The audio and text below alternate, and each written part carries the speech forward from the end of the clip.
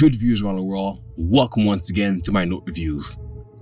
Revolutionary groups are among of today's many societies. They are usually formed by a person or a group of people who share similar ideologies.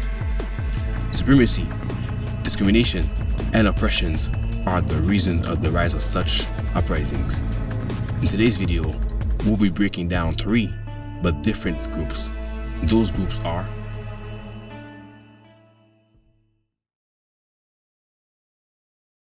the Scottish National Liberation Army, the Catalan Independent Movement, and the Quebec Liberation Front. The first group is the Scottish National Liberation Army. The Scottish National Liberation Army was founded by Adam Stewart Busby.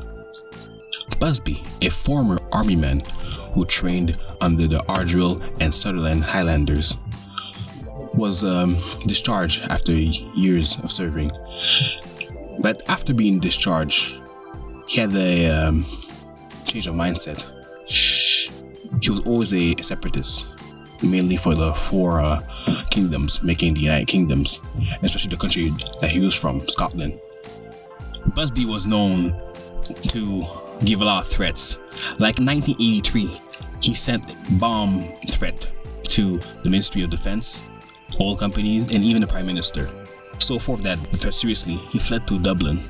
From there, he tried to join force with the Provisional Irish Republican Army. For some reason, they rejected him, even though them being a separatist group as well, they rejected his offer. Andrew McIntosh was another member of the SNLA. He was more prominent.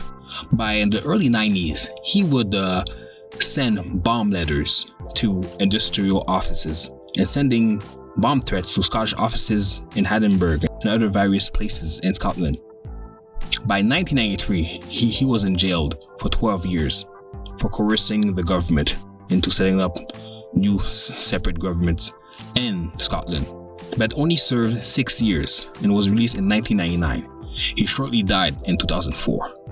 Two other members of the SNLA, Wayne Cook and Stephen Robinson, those two were most likely the most diabolical of the group, so much so that they threatened to poison certain water supplies in certain counties in England. However, those were only threats, but in a threat of this big magnitude, they had to be captured really quick. So those two were captured around 2006 and they were sentenced to 6 years of imprisonment, each of them. Adam Busby has a son, Adam Busby Jr. Adam Busby Jr. followed the footsteps of his father to a T. He was also a member of the SNLA, but he was more of a symbolic when it came to his threats. He sent packages to various ministers and people involved in government, names like Alex Selman. And the package he sent them, they contained shotgun cartridges and threatening notes. Luckily, they were able to trace it back to him, and he got caught. By June of 2009, he was sentenced to 6 years of prison. I guess the saying like father, like son really applied for the Busbys, right? In May of 2006, Busby sent threat letters to the London Heathrow Airport, claiming that there were bombs on flights headed to New York. In July of 2010, he was sentenced by the Dublin court for 4 years in prison, but only served 2 out of the 4 due to some medical suspension due to his old age and illness. Busby was released from prison in March of 2014. However, from then, he is banned from any internet access and still to this day awaiting a verdict about his extradition to Scotland and the US. You may ask why that Busby is wanted by the United States federal government. In addition to pit bomb threats, Busby also faces email bomb threats to federal courthouses in Pittsburgh, Erie, and Johnstown, with threatening then US Attorney David J. Hickton. Authorities here have never given a motive for why they believe he targeted Pittsburgh and the federal facilities. But at his old age, with having multiple sclerosis and other illness, he's still in the somewhere in Ireland. And being one person, it will be really difficult. It will be really difficult how the US government is going to work with the Scottish government for that case.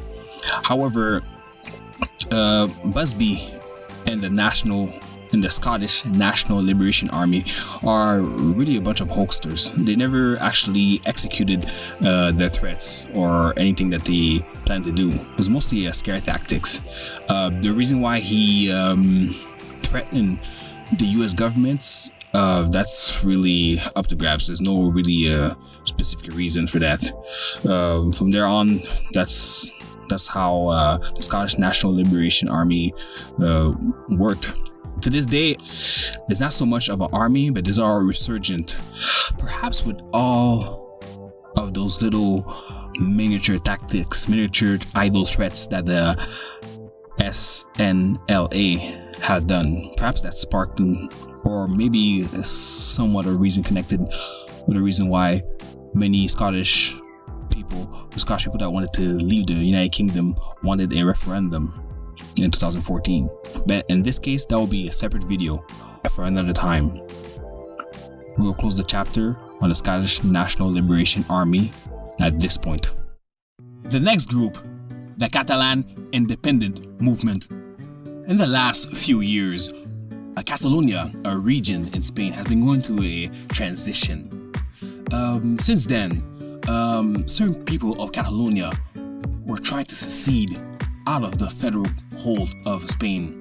Despite Catalonia being a autonomous region, which means they create their own laws, to collect their own taxes apart from the federal government of Spain. Therefore, they're still underneath the federal government, it's still part of Spain. Esta Catala, or Catalan state, was founded in 1922 by Fresca Macia. They were the first independent movement group. By 1931, Esta Catala and other parties formed the Esquerra Republicana de Catalunya, or Republican Left of Catalonia. Between 1931 and 1938, Catalonia was a autonomous region in Spain until Francisco Franco, a militant dictator, came into power in that year, abolishing Catalonia's autonomous status, making Catalonia a part of Spain. Not only that, but even the language of Catalonia spoken and read or even published will be punishable by law. So between 1938 until the death of Francisco Franco in 1975, the Catalonians were oppressed, majorly oppressed. The Catalonians live perfectly side by side with their Spanish counterparts from 1975 until up to the 2010s. However, in 2014, there was a participation referendum where a great majority of Catalonians said yes for a referendum. So between 2014 and 2017, there were works of progress of getting their dream done. And if you fast forward up to referendum day on October 1st, 2017, where a great percentage of Catalonians wanted independence, voted yes. 92.1% voted yes, and the rest, 7.99%, voted no. And those results were made broadcast by the president of Catalonia at that time, Carles Puigdemont. However, according to the Spanish Constitution, the referendum of 2017 was unconstitutional, meaning every ballot, every vote that people voted was futile. And quick update on the situation in Catalonia is that 12 Catalan leaders will be facing prison time. So much so that former president of Catalonia, Carles Puigdemont, fled Catalonia and Spain as a whole just to avoid imprisonment. According to sources, the combined prison time for all 12 of them is 200 years. With this situation, we'll see how the supporting, because it seems that the federal government of Spain and person, any political figure thinking about seceding or leaving Spain will face prison time. So we'll see how this will go, but doing so will cause even more derailment between both parties. The last group, the Quebec Liberation Front, or in French, Front de Libération du Québec, they were a separatist, Marxist-Leninist, paramilitary terrorist group from Quebec, Canada, formed in 1963.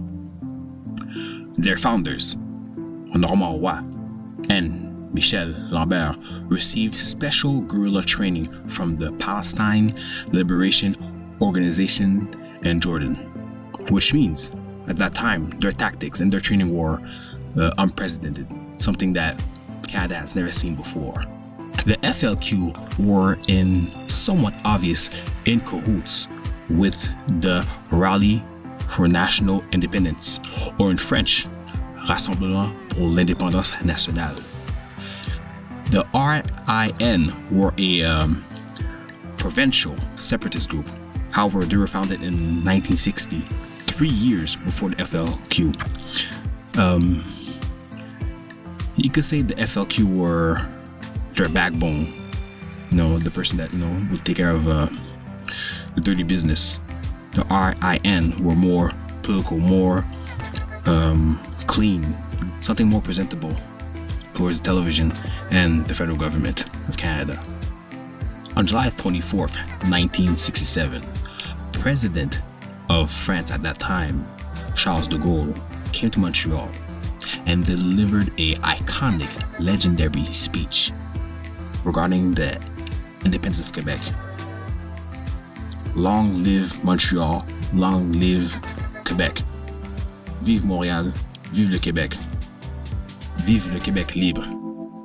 That spawned more of an increase, more of an encouragement within the francophone community in Quebec to secede and somewhat on the low side rebel against the federal government that were mostly controlled by the Anglophones at that time in Canada.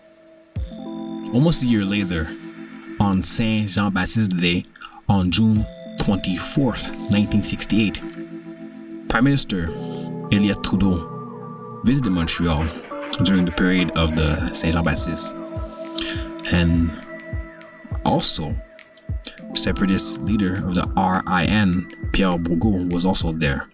They concocted plans to somewhat hurt the Prime Minister. So a group that a Bourgault organized started throwing bottles in the directions of Trudeau's cabinet, and nothing happened, but there was a somewhat a big scuffle while the parade was still going on. But Trudeau, being a fearless man, did not want to leave the parade, despite his security and his cabinet wanted him to exit out. He refused to be intimidated by the separatists. And that night also, many arrests were made. It was a conclave. Many arrests were made from the Montreal police, arresting RIN members. It shows you that their mentality, they weren't afraid of the federal government, and also they saw Trudeau as a traitor since Trudeau came from Quebec. During the reign of the FLQ, they made some attacks, and unfortunately casualties as well. There are several waves of attacks, a plethora of them. I'm just gonna name several of them. On March 7th, 1963, cocktail Molotov were thrown at the Victoria Rifles Armory, the Royal Montreal Regiment, and at the 4th Battalion Royal 22nd Regiment. Between a period between September of 1963 and April of 1964, a group of 6 of the FLQ would go around Quebec, various places in Quebec, and steal anything they could put their hands on. it was reported they stole over $100,000 in goods and money. In today's currency, that $100,000 is $763,414.63. On August 29th, 1964, several members of the FLQ attempted to rob a gun store. They unfortunately killed two workers, Leslie McWilliams and Alfred Pinich. On February 13th, 1969, FLQ set up a powerful bomb that ripped through the stock exchange, causing a massive destructions and massive pandemonium across the downtown district, and 27 people were injured. Many other locations were attacked: government buildings, provincial and national landmarks, and pretty much more. But nothing tops in that what happened in October 1970, which is entitled The October Crisis. On October 5th, 1970, the British Trade Commissioner James Richard Cross and the Vice Premier of Quebec, Pierre Laporte, were both kidnapped. The perpetrators were the Liberation Cells, a subdivision of the FLQ in Montreal. One of their exuberant demand was to release 23 of their members who were in prison at that time, and also $500,000 in gold. The Chenier cell of the FLQ announced that Pierre Laporte was killed and his body could be found in the trunk somewhere near the St. Hubert Airport. A couple of months later, the Rose brothers, Paul and Jacques, were apprehended. At the same time, shortly after, the police found and released James Richard Cross. All this tension between rebel groups, separatist parties, and the federal government really changed the landscape of Canada forever. A series of aftermath happened, and a couple more referendums, one in 1980 and one in 1995. But the spirit of separatism, even though Quebec is still under the Federation of Canada, the spirit of separatism is still around and strong. All those three groups were similar in terms of seceding and separating from their country, being their own sovereign state, but quite different at the same time. For the Scottish National Liberation Army, they used more of a scare tactics to incite that. For the Catalan independent movement groups, they use more of a peaceful protest base and historical facts. For the Quebec Liberation Front, they use more of a brute force fashion and luxurious demands. I appreciate you viewers watching this video. And remember, stay put, take notes, and move on to the next chapter.